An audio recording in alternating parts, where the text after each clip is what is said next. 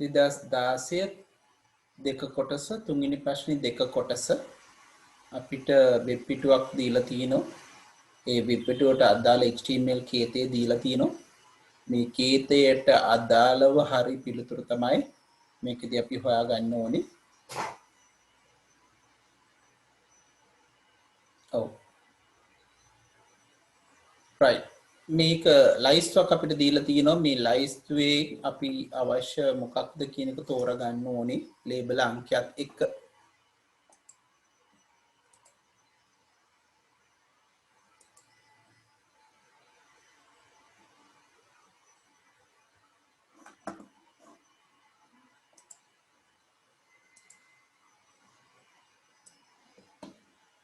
හරි පුතේ එහෙනම් අපි පටන් ගමු. පළවෙනි එක අපිට දීලා තියෙන්නේ human elephant conflict කියලා දීලා තියෙනවා.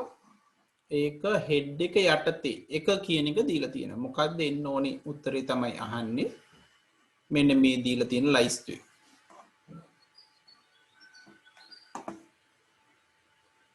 ඔව්.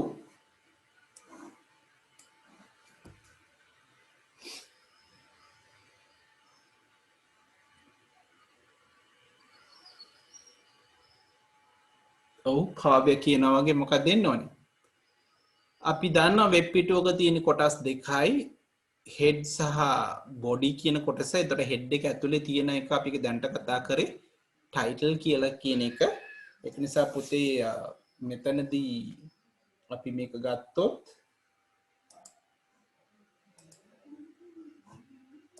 ඔව් මෙතනදී අපිට එන්න ඕනේ මේක title කියලා එන්න.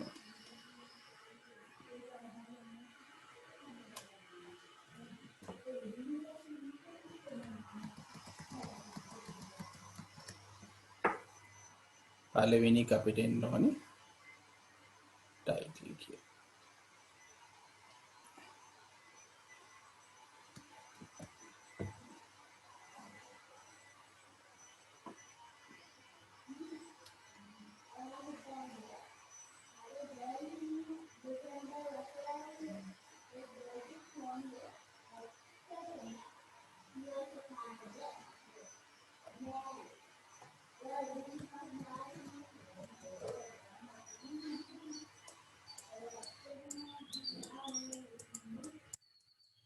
title කියන එක තමයි එන්න ඕනේ පළවෙනි එක විදිහට.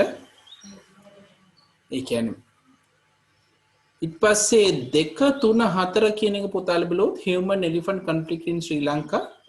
එහෙනම් මෙන්න මේකට අදාළව මොකක්ද දෙන්න ඕනේ කේත 3 මොකක්ද කියලා එකයි අහන්නේ. 2 3 4 ඔව් පුතාලා බැලුවොත් 2 තියෙනවා 3 තියෙනවා 4 තියෙනවා. මොකක් වෙන්න වෙයිද? ලයිස්ට්ුවක් දීලා තියෙනවා. ලයිස්ට්ුවෙන් අපි තෝරගන්න ඕනේ. ලයිස්ට්ුව දීලා තියෙනවා. ඒතර අනිවාර්යෙන් මේක හෙඩර් එකක් වෙන්න ඕනවා.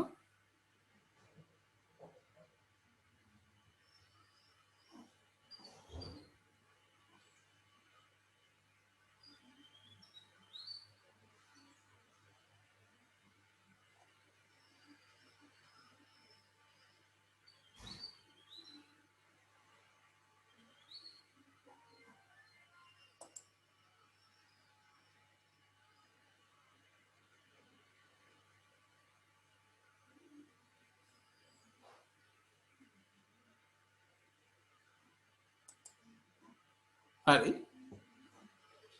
එතකොට එකක් තමයි පුතාලට මේක දිහා බැලුවොත් පේනවා අපිට මේ ෆේස් කියලා තියෙනවා. අපි ඒක නම් අනිවාර්යෙන් දැනගෙන 4 නම් අනිවාර්යෙන් එන්න ඕනේ. හරි. 4 වෙනි එකට එන්න ඕනේ තමයි ෆොන්ට් කියන එක. මේක ෆොන්ට් වෙන්න ඕනේ. මේක පැහැදිලි. 2 සහ 3 වෙන්න ඕනේ හෙඩර් එක අනිවාර්යෙන්ම. මම දැනට නිකන් කියනනම් 2 H2 කියලා අපිට තියෙන H2 නිසා. හරි. අතරම 3 වෙන්න ඕනේ සෙන්ටර්. මට මෙතන කවුරු හරි දේවල් දාලා තිබ්බ 3 සෙන්ටර් කියලා. හරි ඒක පුතේ. සෙන්ටර් තමයි එන්න ඕනේ. හැබැයි සෙන්ටර් දීලා නැහැ. ඒ නිසා ඒ අවුරුද්දේ මේ 2 3 දෙකටම H2 දීලා තිබුණා නම් ලකුණු දීලා තිබුණා. නමුත් මම හිතන්නේ මේකේ වඩා සුදුසු උත්තරේ වෙන්න ඕනේ H2 center සහ font කියන එක තමයි එන්න ඕනේ. නමුත් ඒකේ ලයිස්තුවේ එහෙම එකක් නෑ අපිට දීලා තියෙන H2 සහ ෆොන්ට් කියන එක විතරයි තිබුණේ. මෙන්න මේ දෙක විතරයි තිබුණේ. ඒක නිසා ඇත්තටම මේ දෙක තමයි දෙන්න තිබුණේ ඇත්තටම. හරි? නමුත් මටත් හිතෙනවා ඒකෙදී වෙන්න තිබුණේ සෙන්ටර් කියලා එක්කුත් එන්න ඕනේ. මොකද H2 කියලා එක සෙන්ටර් කරගන්න ඕනේ මේක දීලා තියෙන විදිහට. හොඳයි. පස්වෙනි එක නම් මම හිතන්නේ ලේසි. ඔව්. පස්වෙනි එක මොකද්ද? img මොකක්ද දෙන්න ඕනේ? එක බොහොම ලේසි එකක්. ඔව් ඉමේජ් එකත් එක්ක ඊළඟට එන්න source කියන්නේ src කියන එක තමයි එන්න ඕනේ. ඒ කියන්නේ මෙතන ඉමේජ් එක දීලා තියෙනවා. පුතලට පෙනේ මේ ඉමේජ් එකට අදාළව වෙන්නේ img. එන ඉමේජ් එක කොහෙද තිබ්බේ කියන්න src කියන එක එන්න ඕනේ පස්වෙනි එකේ. right. ඊට පස්සේ 6 7 පුතල බැලුවොත් පෙනේ මේක ඇතුළේ තියෙන්නේ එකක් තියෙනවා එකේ ටැග් එක. ඊට පස්සේ align කියලා තව වගයක් එන්න ඕනේ. බලමු මොකක්ද ඒ තියෙන්නේ කියලා. පුතලට පෙනේ මෙන්න මේ කොටස තමයි මේ කොටස මොකක්ද කියලා අහන්නේ ඉස්සෙල්ලාම. ඊට පස්සේ මේ දෙකේ alignment එක අහනවා. හරි? අගයන් දෙක තමයි අහන්නේ. එහෙනම් අපි දන්නවා මේක පැරග්‍රාෆ් එකක් වෙන්න ඕනේ. එහෙනම් අනිවාර්යයෙන්ම මේක p කියන එක එන්න ඕනේ. එහෙනම් මේ 6 වෙනි එක අපිට ගන්න වෙන්නේ පැරග්‍රාෆ් එකක්. ඒකේ alignment එක වෙන්න ඕනේ justify.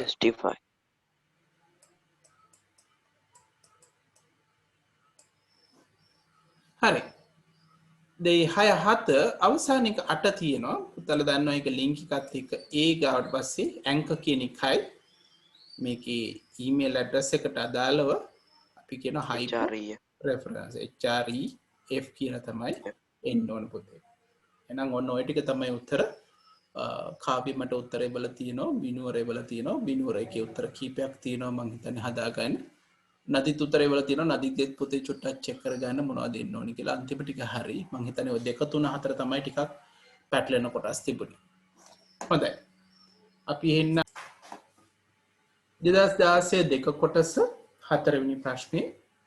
පහත දැක්වෙන පැතුරුම්පත් ඛණ්ඩයෙන් 2015 වසර සඳහා මාසික තේමිල ගණන් වල ව්‍යාප්තිය දැක්වේ කියලා තියෙනවා.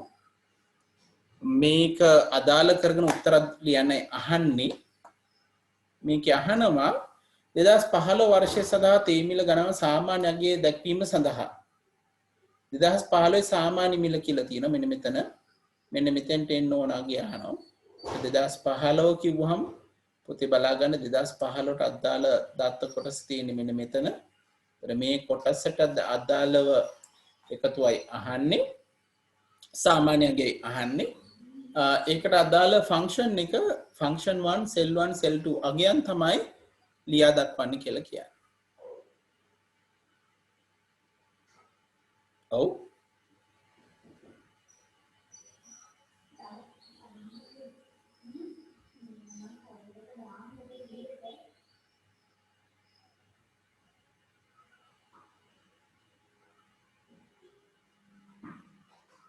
විමුක්ති මට උත්තරේ වල තියෙනවා.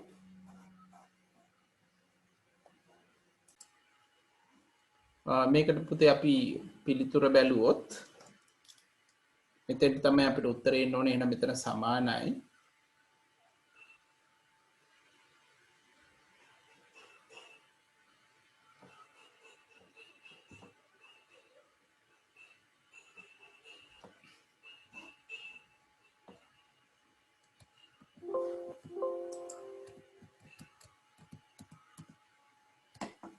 මෙතෙන් එන්න ඕන සමානයි. පුතල දන්න මේකට එන්න ඕන ෆන්ක්ෂන් එක තමයි average. ගොඩක් අය ලියලා තිබ්බා average. අගය එන්න ඕනේ පටන් ගන්න ඕනේ B4න්. ඒක යනවා B4 ඉඳන් ඔව් පුතල බැලුවොත් කෝලන් එකක් B15 දක්වා කියලා තමයි එන්න ඕනේ. උත්තරේ මේ විදිහට ලියන්නත් පුළුවන්. එහෙම නැත්නම් මේකදී අහලා තියෙනවා ෆන්ක්ෂන් 1 සෙල් 1 සෙල් 2 කියලා. ඒක නිසා පුතලට අවශ්‍ය නම් මේක ලියන්න පුළුවන් ෆන්ක්ෂන් 1 කියලා කියන්නේ average කියන එක.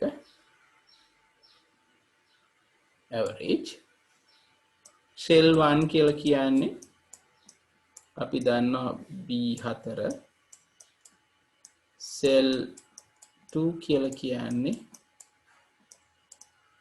B15 නේ ඔව් B15 ඔය විදිහට ලියන්න පුළුවන්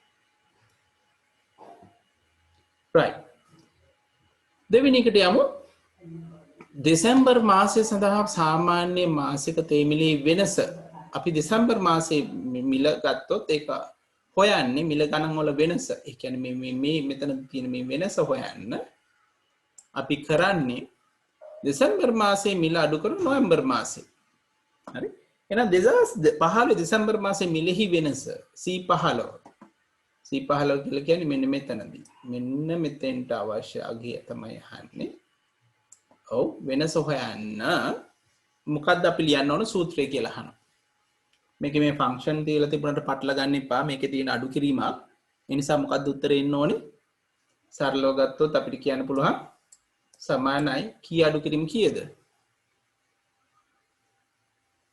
ඔව් දෙසැම්බර් මාසයට අදාළ අගය තියෙන මෙන්න මෙතන ඒ කියන්නේ ඔව් මොකද එන්නේ ඒ දෙසැම්බර් මාසෙන් අඩු කරන්න ඕනේ නොවැම්බර් මාසෙ හරි එහෙනම් සමාන ලකුණු අනිවාර්යයි සමහර පුතාල සමාන ලකුණු ටයිප් කරන උත්තරේ දුන්නොත් වැරදි එක ඒක නිසා කි වඩාත් සුදුසු උත්තරේ ගත්තොත් අපි දන්නවා මෙතනදී B 15 කියන එකෙන් අඩු වෙන්න ඕනේ B 14 කියන එක නේ එහෙනම් මේක තමයි අපිට පිළිතුර ගන්න වෙන්නේ ඉස්සරෙත් ෆන්ක්ෂන් 1 කියලා දීලා ෆන්ක්ෂන් 2 කියලා දීලා තියෙනවා හැබැයි අඩු කිරීම සඳහා ෆන්ක්ෂන් එකක් අපි කතා කරන්නේ නැහැ පුතේ නිසා හොඳම පිළිතුර මේ සමානයි B15 අඩු කිරීම B14 කියලා ගන්න right තුන්වෙනි කොටසට උත්තරය දෙන්න පුතේ එහෙනම් C15 කෝෂයේ සූත්‍රයේ C4 කෝෂයට පිටපත් කරමු මේ තියෙන උත්තරේ අපි වෙන තැනකට පිටපත් කරනවා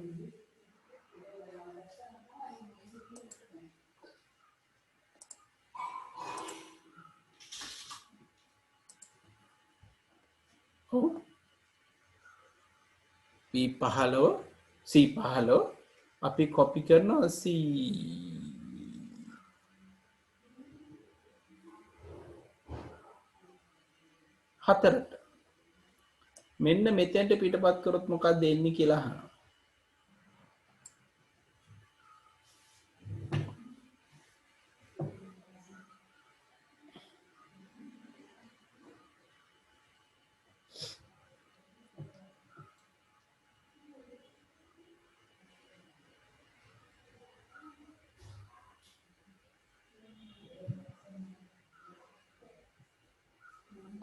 ඔව් කමාරු එකක් වෙන්න බෑ වෙන්න ඕනේ B4 පටන් ගන්න B4ෙන් අඩු කරන්න ඕනේ B3 නේද එච්චර පහසු එකක් නෙමෙයි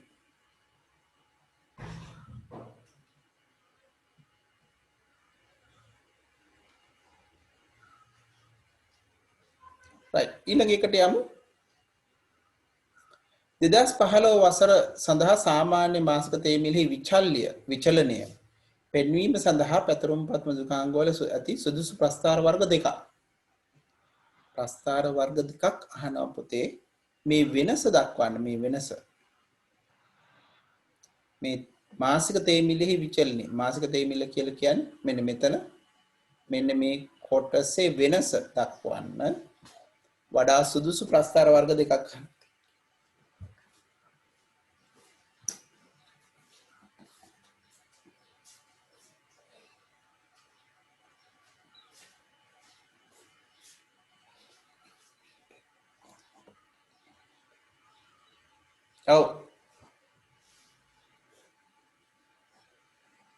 ඔව් පුතේ මොනවාද ප්‍රස්ථාර වර්ග සුදුසු ඔව් මේ වෙනසක් දක්වන්න පුළුවන් ස්තම්භ ප්‍රස්ථාර තීර ප්‍රස්ථාර සහ රේඛාර ප්‍රස්ථාර මේ තුනෙන් දෙකක් ලිව්වන හරි. වටපස්ථාර බෑ. ඒ වටපස්ථාර බැරි. ඔව්. අපි යම් කිසි දෙයක් ප්‍රතිශත විදිහට දෙනවා නම් තමයි අපි වටපස්ථාර පාවිච්චි කරන්නේ. right අවසාන කොටසට යමු. ඉහත පිළිතුරට අදාළ ප්‍රස්ථාරය ඇඳීමට තිරස් අක්ෂය සඳහා යොදාගත යුතු කෝෂ පරාසය. තිරස් අක්ෂය. පුතාලා දන්නවා අපි දැන් ප්‍රස්ථාරයක් අඳිද්දී මේකේ සිරස් අක්ෂය තියෙනවා. සිරස මේ පැත්තට තිරසට අදාළ කෝෂ පරාසයයි අහන්නේ.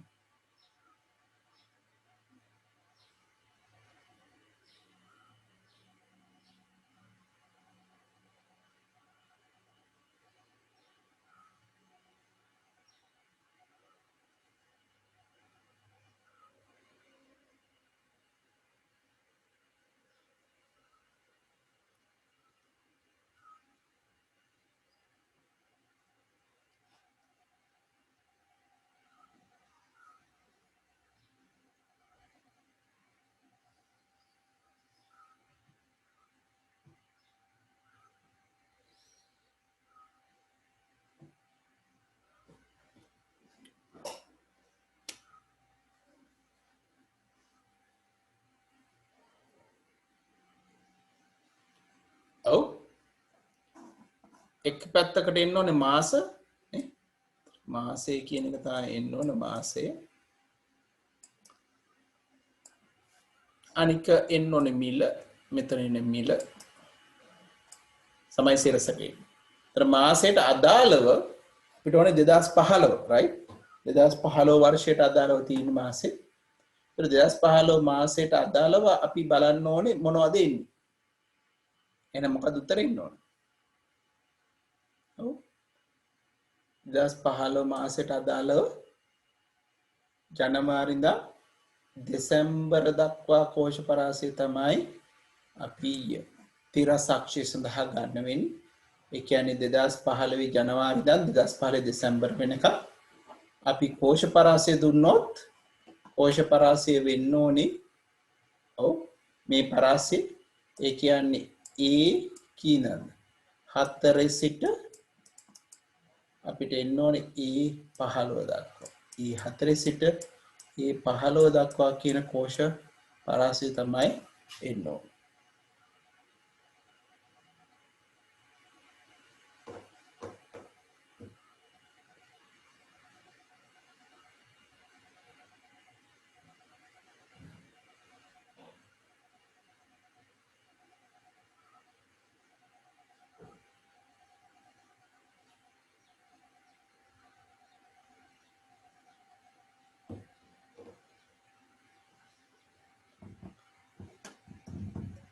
හොඳයි පුතේ මම හිතන්නේ අපි අදට මේ ටික කතා කරලා ඉතර කරමු.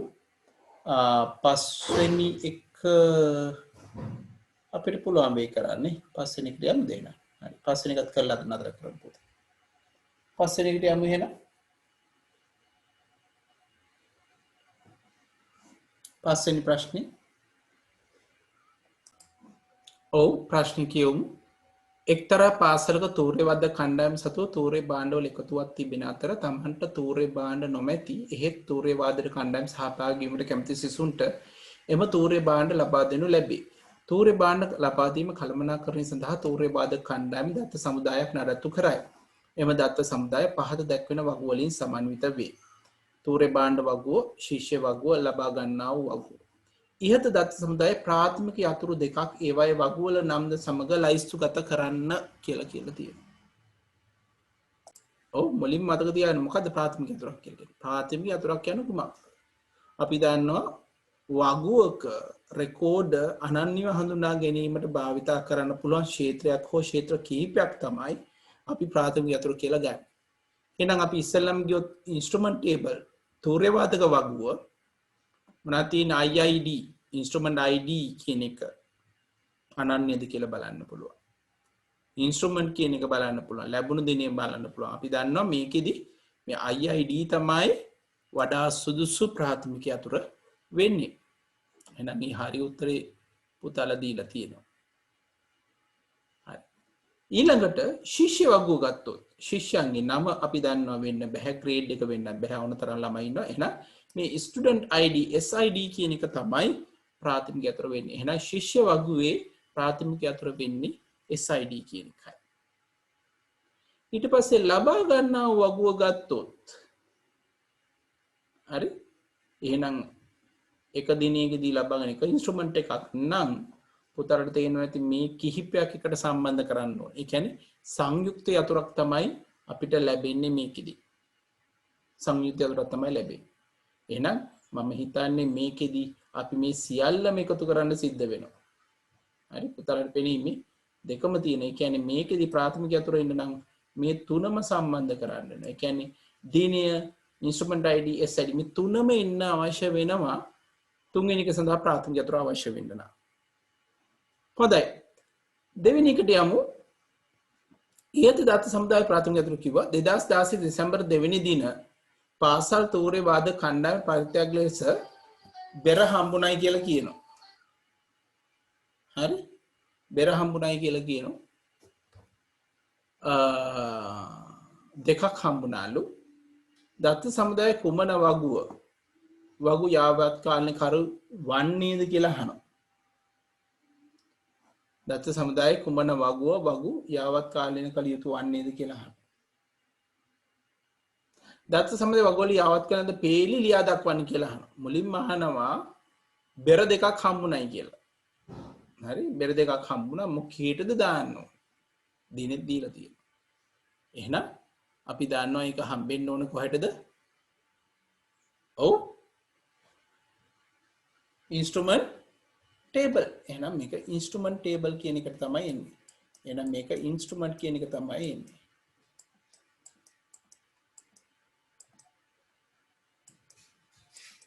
ඉන්ස්ට්‍රුමන්ට් ටේබල් එකේ තියෙන පුළුවන් රෝ එක මොකද්ද කියලා අහනවා පුතේ. ඒකත් වෙන වෙනම දෙන්න.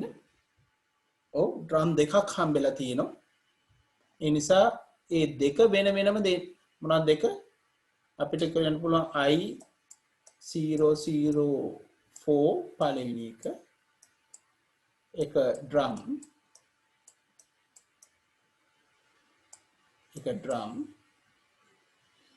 ඒක හම්බුනේ 2.12. අපි කියනවා 2.12යි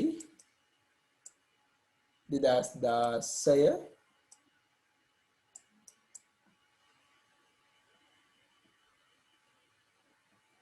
ඊට පස්සේ I.05 ඩ්‍රම් තමයි.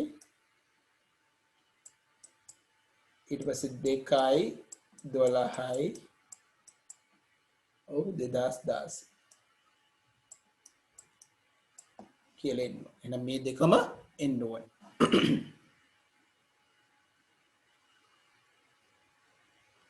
හරි, හොඳයි. විමුක්ති වල තිබුණා ඒකට උත්තරේ. right, අපි ඊළඟට යමු. 2016 දෙසැම්බර් 8 සමන් තූර්යවාද කණ්ඩායමට බෙදෙනවලු. එදිනම ට්‍රම්පටයක් ගන්නවලු.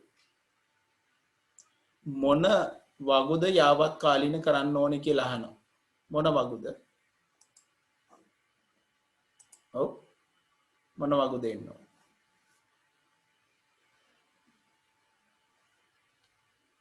ඔව්, අලුත් ළමින්. එහෙනම් අපි දන්නවා අනිවාර්යයෙන් මේක යන්න ඕන කොයි වගුවටද? කොයි වගුවටද? ඔව්, අලුත් ශිෂ්‍යෙක්. එහෙනම් ශිෂ්‍ය වගුවට යන්න ඕනෙමයි. කොහොමද දන්නේ? අපිට එහෙනම් කෙම්ප්ලොයි ස්ටුඩන්ට් එකේ ඉන්න ඕනේ. ඊළඟට එදාම ට්‍රම්පට් එකක් ගන්නවා. ට්‍රම්පට් එකක් ගත්තා නම් කොතනින්ද ගන්න ඕනේ? එහෙනම් ලබා ගන්නා වගුව වෙන්න ඕනේ. හරි? අපි කියන බරවි.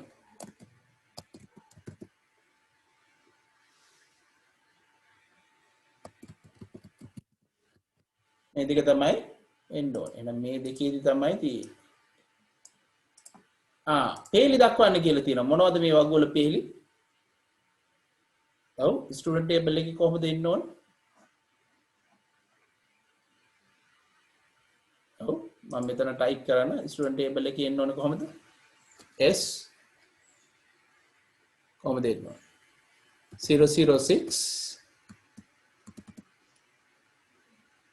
පුතාගේ නම තමයි සමන්. අපි ග්‍රේඩ් එක දාන්නේ නැහැ. ඉඳ මේ දෙක විතරයි දෙන්න වෙන්නේ දැනට. ට්‍රම්පට් එක ගන්නවා දෙසැම්බර් 8 කොහොමද දාන්නේ?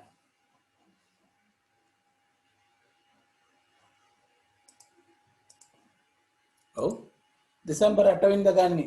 එහෙනම් අපි දන්නවා 8යි 12යි 2016 ඔන්න දිනේ. ඉන්ස්ට්‍රුමන්ට් එක මොකද්ද ගන්නෙ? ට්‍රම්පට් එක. කැමති එක ගන්න පුළුවන්. ට්‍රම්පට් දෙකක් තියෙනවා නිසා කැමති එකක් ගන්න පුළුවන්. ඔව් තුන අරගෙන තියෙන නිසා කොහොමද බෑ. ගත්තේ ඔය ගත්තාම. ඒක නිසා අපි ඒක දාගන්නවා පළවෙනි එක I001 ට්‍රම්පට් එක. ශිෂ්‍යයාගේ අගේ අහුවොත් අපි දන්නා සමාන තමයි එහෙනම් S006 කියලා එනවා.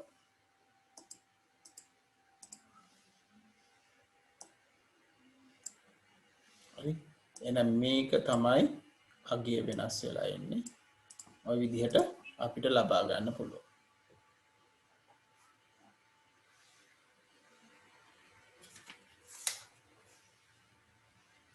එච්චරයි තියෙන්නේ. එහෙනම් බොහොම ලේසි ප්‍රශ්නයක් මට හිතෙන්නේ පුතේ. ඔව් එහෙනම් අපි මෙතනින් අපි අදට නතර කරමු.